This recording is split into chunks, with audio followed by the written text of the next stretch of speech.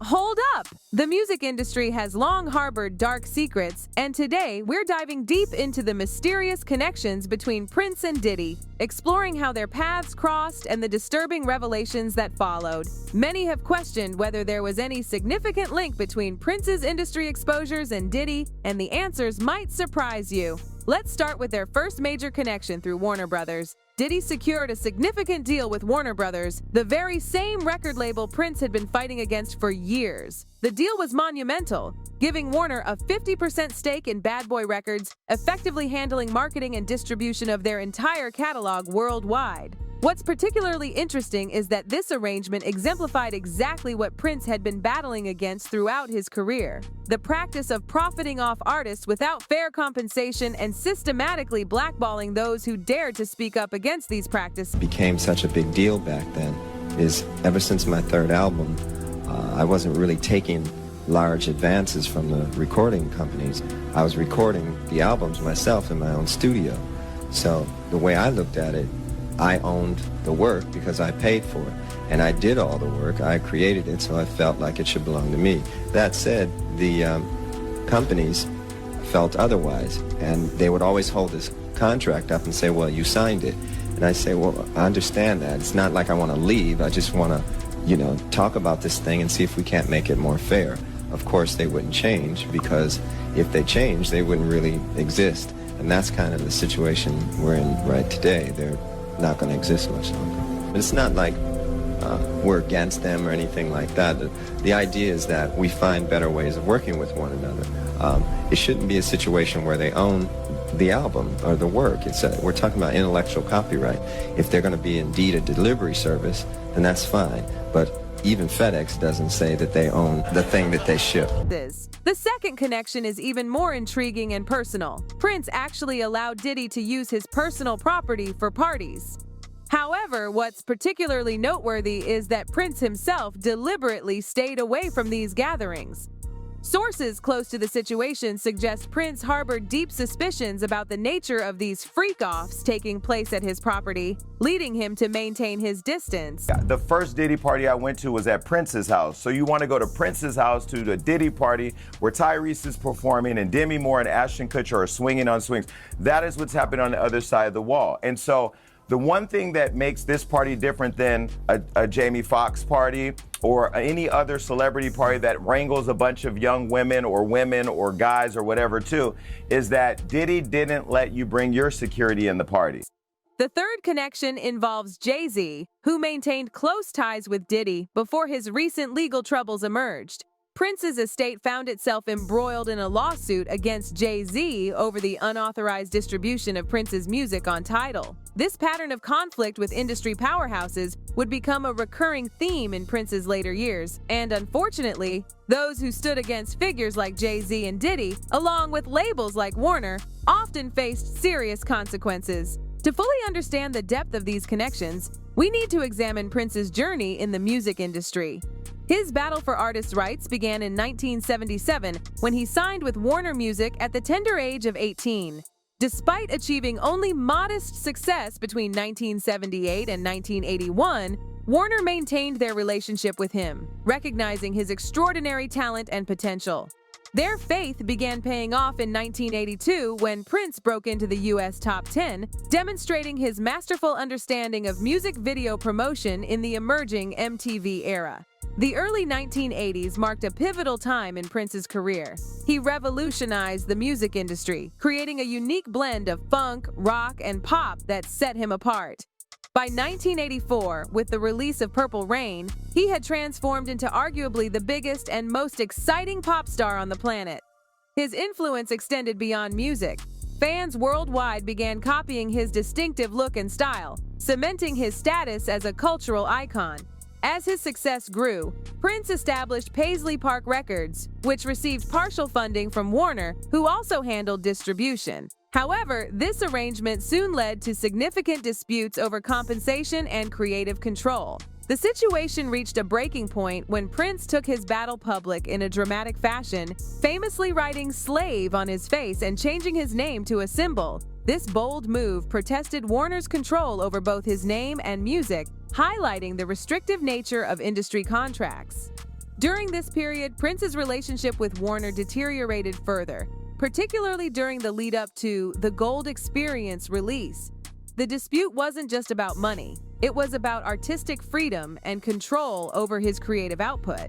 In a powerful statement against industry practices, Prince became known as the artist formerly known as Prince, or simply the Symbol, demonstrating the lengths he would go to maintain his artistic integrity. Well, it's not your game. You didn't make the rules, so everything comes hard.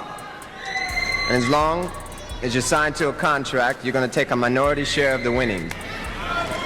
A select few of us will do well, the majority will not. So as a people, we'll be considered a minority. But stop, let's take a moment and look at yourselves. There's nothing minor about you. You are a blessed people. You're the most talented on earth, and you are still grateful. That is why upon winning in their game, you always thank God. Tonight I would like to ask one favor of you.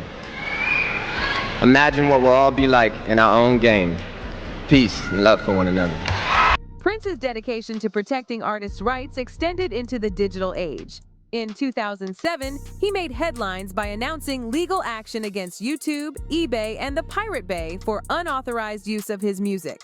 This move demonstrated his ongoing commitment to maintaining control over his artistic output, even as technology changed how music was distributed and consumed. While Prince eventually regained his name rights and reached an agreement with Warner, his life took a tragic turn that many still question today. He was found unresponsive at his Minnesota estate at the age of 57. Official reports ruled it an accidental fentanyl overdose from counterfeit Vicodin. Significantly, he was discovered in an elevator, the same one he had ominously referred to as the devil thing in his music. The thing that, kind of spooked me about it all was he has a song called Let's Go Crazy. Yeah. And it says, don't let the elevator bring us down. One time when I was with him privately, he said, you know what the elevator is, right? No. I said, no, what's the elevator? He said, well, the elevator is the devil, right? It scared me. I don't like to talk like that, but he said that.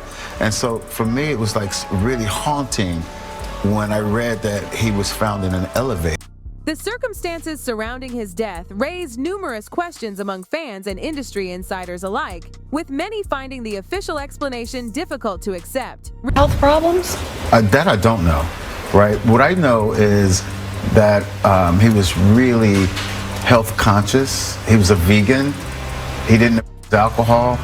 I didn't know of him drugs. He worked out, so that also really concerned me, because it made me think that, wow, so you mean you do all these things to take care of yourself and you die so young? Reports indicated Prince had been experiencing health issues in the weeks leading up to his death, including multiple show cancellations and an emergency landing requiring anti-opiates. One particularly troubling aspect was the question of medical supervision.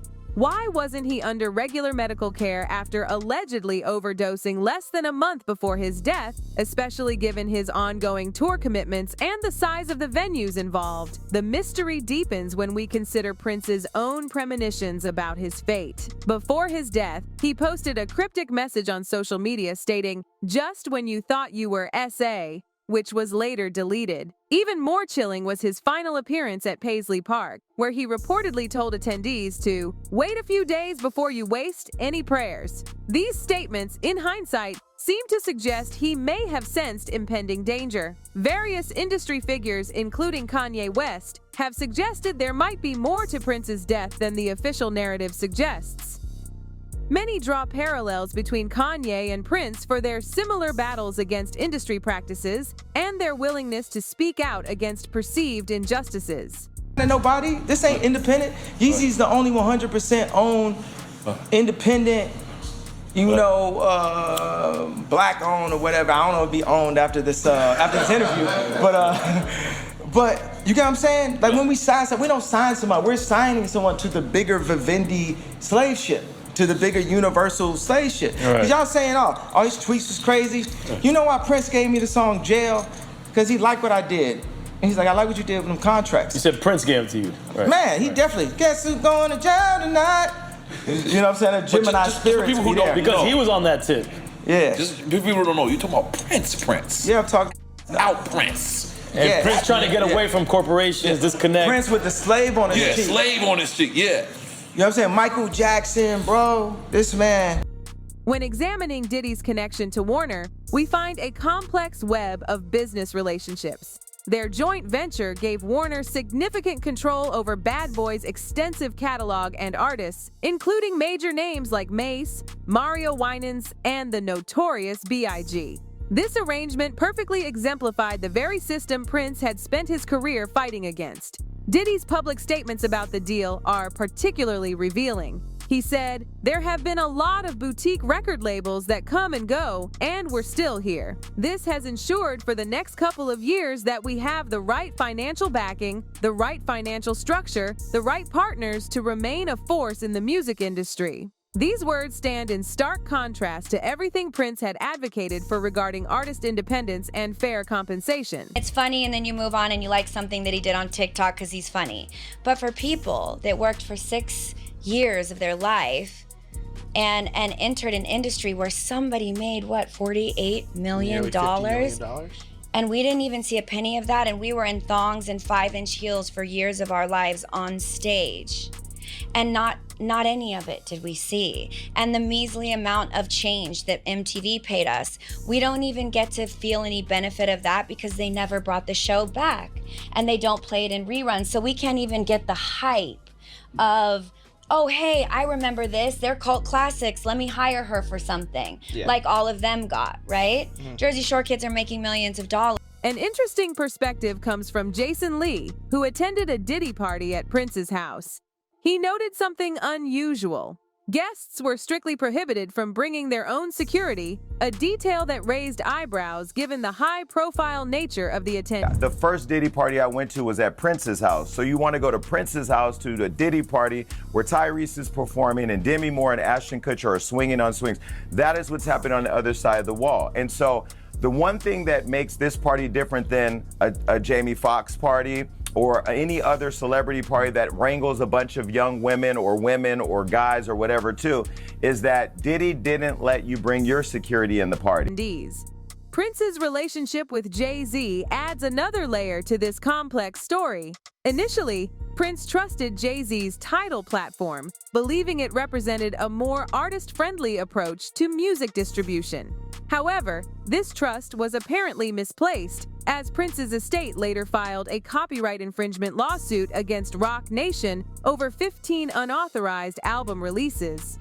While Tidal claimed they had both written and oral licensing rights, Prince's NPG records strongly disputed these claims, maintaining that the only valid agreement was for the Hit and Run album. The lawsuit revealed troubling details about the business practices involved. NPG alleged that the agreement between Tidal and Prince was fabricated and backdated to appear authentic. They acknowledged Prince had made a deal with Tidal for the Hit and Run album, but insisted there was no evidence supporting broader rights to his catalog. Furthermore, Roc Nation reportedly ignored repeated requests to provide documentation supporting their claims of oral and implied agreements. This complex web of relationships and conflicts illuminates the dangerous nature of challenging powerful industry figures. Prince's repeated warnings about the machine, which many believe referred to influential figures like Diddy and Jay-Z along with major labels, may have ultimately contributed to his untimely death.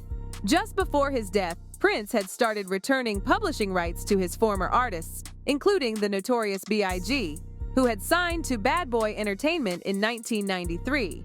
However, former artists claimed these rights were essentially worthless by then, as Diddy had already maximized their commercial potential. The parallels between Prince's struggles and modern artists' battles for independence are striking. His fight for artistic freedom and fair compensation continues to resonate today, as new generations of musicians face similar challenges in an evolving industry landscape. What are your thoughts about Prince's revelations regarding the music industry? Could his determined efforts to expose industry practices have ultimately led to his tragic end? Share your perspectives in the comments below. You are watching Sophie Scoop. Goodbye!